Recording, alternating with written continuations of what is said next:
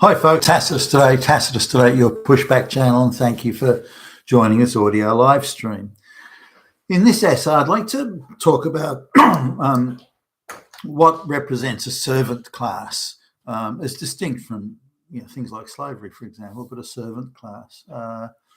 And going back, say, to the 1860s in say, Europe or Western Europe in particular, or even the more advanced industrial economies, maybe that's a better place to look. And look at the amount of people that were employed in jobs of servitude, and look at how that's possibly, and I think most likely, repeating today. The globalists are forcing a new socio-economic sort of structure on us, and if they're successful in doing that, and at this stage there's really only Donald Trump's the only thing between that sort of globalist dystopia and any possible alternative. If they succeed in taking out Trump, and fuck me, they're trying hard to do it, then the globalists are more likely to fully succeed. I think ultimately there'll be a convulsion, but that could still be 50 years away. Nonetheless, let's have a look at this. Now, something that surprised me, and I hadn't realised this, was the amount of household servants that existed in England, even in Britain, even in the 1920s. Now, at the time, Britain was, I think, the second richest country in the world. It was doing pretty well. Its banking system was one of the financial capitals of the world, and just to give you an idea, whereas the New York stock markets were also pretty big, many companies and businesses were choosing to float their new venture on the London Stock Exchange rather than New York Stock Exchange. Such was the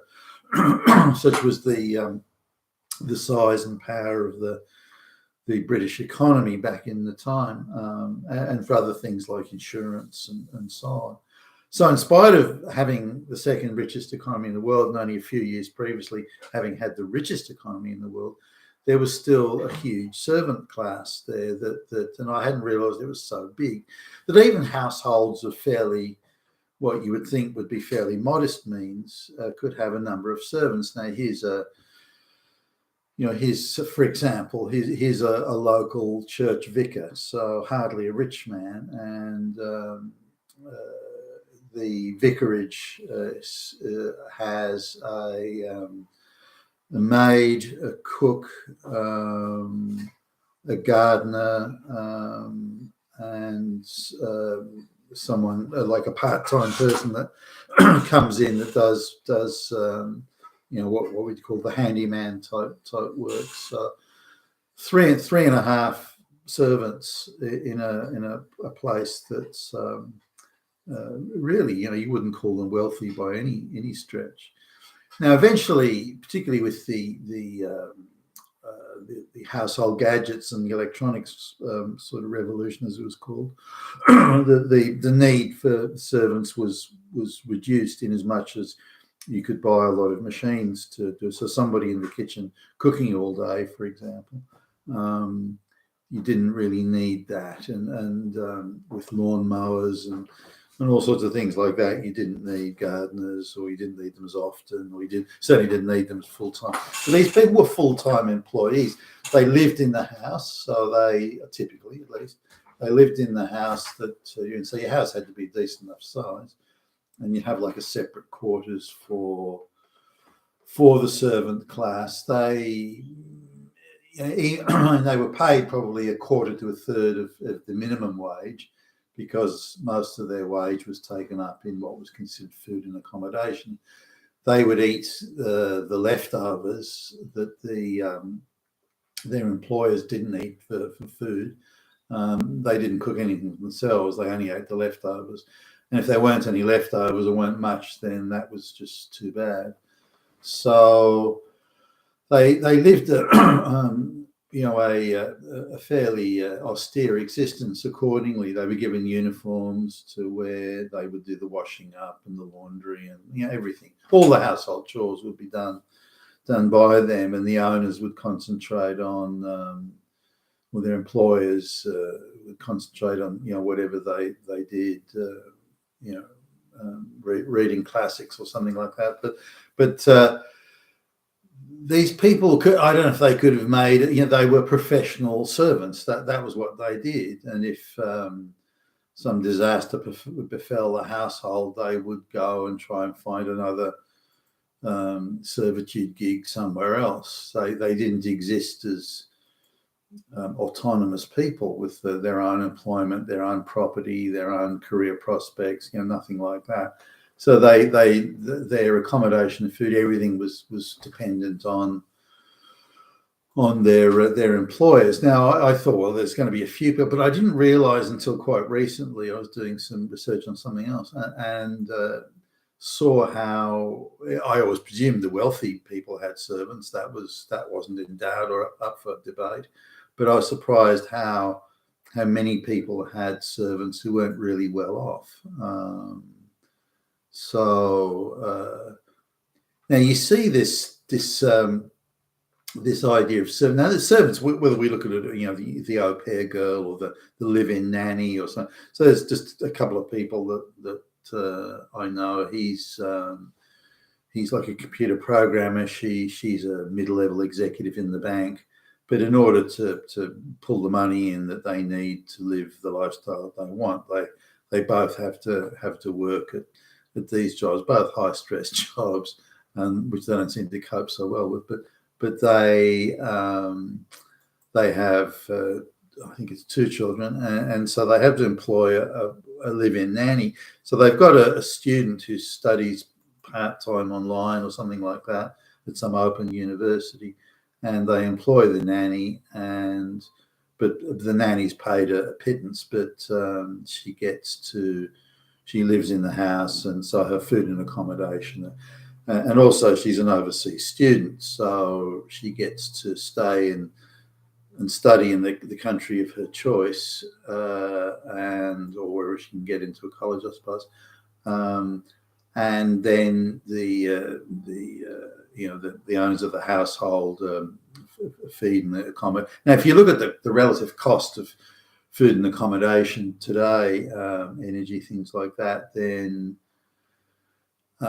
it's not easy for people to afford that. So when you balance out the cost of food, accommodation, and energy, electricity, or even transport for that matter, and then you say, okay, well, I'll take a job that covers all those costs, and I get a little bit of money in my pocket. And then you look at how much it would cost you, say you're on even the average wage to live, and you look at that relativity between the average wage, what it would cost you to live, and being a servant with all your food and accommodation and so on covered, with a small salary sort of left over. So you get a number of life choices when you're in a situation where you balance or look at the economics of that. So you can say, well, I'll live communally, so that I'll live 20 people to a 2-bedroom apartment. So even though we all have an uncertain sort of, we live with a great deal of economic insecurity in terms of unstable or intermittent employment, for example, or minimum wage, things like that. By the time we pool all our resources, there'll be enough of us who are employed bringing an income to support everyone, the 20 people in the 2-bedroom apartment. But I lose my independence, I lose my autonomy, I lose, any sense of living independently or anything like that. So I completely sort of submit my future to this sort of communal living. So you've got communal living, or you've got a situation of differing types of servitude. Now, this servitude thing in the West is becoming a bigger and bigger issue. And because many, not all, but many of the mass migrating, the illiterate third world peasants that have been brought into the West are living in this sort of servitude situation.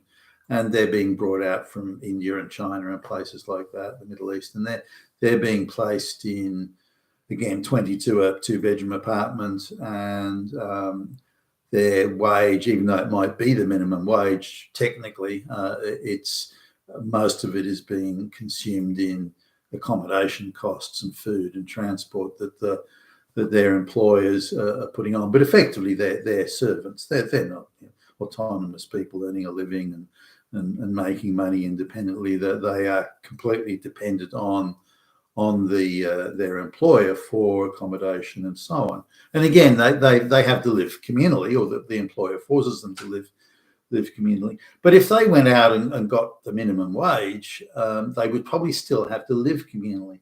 Maybe not 20 to a 2-bedroom apartment, but certainly 8 or 9 or 10 to a 2-bedroom apartment in order to make ends meet on the minimum wage, given the cost of rent and so on. So they're still servants. Now, let me add in a third dimension here, and there'll be 4 dimensions in total, but the third dimension, which is that the amount of jobs being generated in the Western economies, and with that I'm talking about the United States, Britain, Australia, and Canada, and so on, the amount of jobs being generated that will allow any worker to live independently, very few. So that the if you like, the average wage that would sit somewhere sort of around the middle, if you like, that's now moved up to the amount of people that make enough money to, maybe not the average wage, maybe that's something, an independent livable wage, maybe that's a better term. In fact, it is. That's a better term. The amount of people that make enough money to live independently now are less than 10% of wage earners. So that's 70% of the population could live independently 50 years ago. Today it's 10%. And if you want to live an upper middle class lifestyle, it's 1%, less than 1%, generate sufficient income, have jobs that pay that sort of money. So we're looking at another situation now where even people who make sort of 150%, if you like, 1.5 times the average wage, which used to mean you were doing okay. Now they live, well, maybe not austere, but they're certainly not doing good. They're still 40% of their wage will be taken up in paying rent, and then you look at the cost of running a car and this sort of stuff, and so they're not doing well at all. They're just doing all right. They may not have to live communally, so they do get a choice of living independently, but it's not any lavish existence. They still have to watch their pennies and be prudent in their expenditures. They can't go out night clubbing all the time or eating out all the time. They wouldn't have the income for that, even on 150% or 1.5 times the average wage. So we're looking at a smaller and getting smaller again pool of people that even make enough money in their jobs to live independently, even when they're making a decent wage. So that independent living wage is, or the capacity to live independently on a wage, that pool of people is shrinking fast in the West. So communal living will be, you'll have a choice of living communally or not. And I think the governments will start to force that on people. So, well, look, you've got a 2-bedroom place, you only need 1 bedroom. We say you only need 1 bedroom, and you don't really own your property anymore. We decide what you will do with your property and how it will be used and what sort of utility that we insist it must have. And so you're going to have to take in somebody that we say you have. It's going to be, it's really going to be the form of billeting. Billeting was where, say, an invading army would come. Well, not just that, could be an army to come along and help you. So an invading army can come along and say, all right, well, the cost of upkeep on our army of occupation will be inflicted on the local population. So we're going to billet our soldiers in your house, and you're just going to have to put all your kids in one room, or whatever. You're just going to have to make room, or you're going to have to live in the garage and they live in the house. And we're going to billet them, and you have to clothe and house and feed them, or not clothe, but house and feed them. It'll be at your expense, and that's like an imposition or an occupation cost, if you like. And I think Western governments, I don't think, I mean, it's almost as night follows day, it's going to happen. They'll introduce a form of, they'll call it something else. The anti-racist accommodation bill or something like that. You know, they'll do it that way. You don't want to take someone in your house, you fucking Nazi. So, and then maybe they'll punish you in other ways. You know, you better take that person in, or you will cut off your banking services. You won't be allowed to buy food at the grocery store or something. They'll find a way, and find a way of making it look like they're the good guys and you're the bad guy. So I think that billeting will come up. So there, in terms of you know, bedroom or you know, house room utilization ratios or some shit like that. So we're looking at a lot of it, but the effect of this is that when the Industrial Revolution came along, and particularly when it took off, and also following the World War II, you know, the economies of the West in World War II and the boom times, the proportion of servants to the rest of the population changed quite drastically, and the idea that you know, you for most people, for many people, if you weren't born into money and you didn't have I don't know, you weren't a sort of an engineering genius or something like that, your only option for stable long-term employment was as a servant, and that gave you a lot of stability. It gave you a house to live in, which if it's a wealthy person's house, it's going to be heated. They can afford heating, and so you live in a nice warm house, and you have something to eat all the time, and you've got you know, clean bed linen. Yeah, you've got many of the mod cons of the day, but you're a servant. And as long as you're prepared to accept to do this, do that, fetch me this, carry me that, as long as you're prepared to accept that, and that you have no future, you exist only as someone to you know, do the fetching, carrying with someone else. You exist only as that, and you have no independence or autonomy at all. If you accept that's your station in life, then compared to what else is out there, maybe that's not too bad. And I think that's what the globalists want to. I'm pretty sure that's what the globalists are forcing upon us. I think we'll all become effectively a servitude class. I think maybe you know, 1 in every 250 people will be the globalist class, and the rest will be servitude class. And I particularly think that in order to fully crush white people, is they'll create an overseer class of, you know, black lesbians, and I think we're close to that already. And you know, straight white males in particular will be subordinate to the black lesbian ideological overseers in this future dystopia. but I think we're returning to this servant class, and some of it will be unavoidable, in as much as even on the average wage, somebody can't live independently anymore.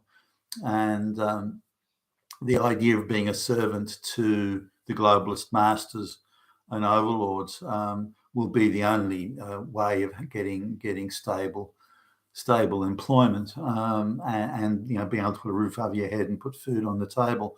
But living outside of that will be again like these dystopian movies where you get the city with the massively high walls, and there's these people that sort of exist outside that, who are the outlanders, and who and whether you're looking at a John Wyndham novel or some sort of dystopian movie, like, you know, Hunger Games type style movies, then I think that's where it's heading. But I think we're returning to this servitude class, and I think it'll be initially, at least, determined purely along ideological lines, or forcing economic situations that people can't avoid, and if they make any adjustments they make to try and survive in such an environment, is going to mean that servitude is the only option. And if we see what's happening in the United States today, of the incredible amount of homelessness and these sorts of things, it's certainly a window into a likely, in my view, unavoidable future. Being with Tacitus today, your Pushback channel, and thank you for listening.